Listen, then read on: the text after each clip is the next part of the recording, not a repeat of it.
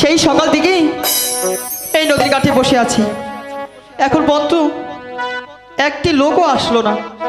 এই সুখী, চল না তাড়াতাড়ি নদীর ঘাটে কলসি ভরে পানি নিয়ে আসবো, চল। চল না। এই এই তো এখানে একটা মাঝি আছে, সে ষাঁড়ের মতো ঘুম পাড়ছে, ঠিক মতো মনে হয় খায়ও না। এসো কি, তুই একটু ডেকে তোল না, আমরা ওই পারে পার হবো তার নৌকাতে। ডাক না। এই মাঝি, কি হয়েছে? আমাদের কি একটু ওই পারে পার করে দেবে?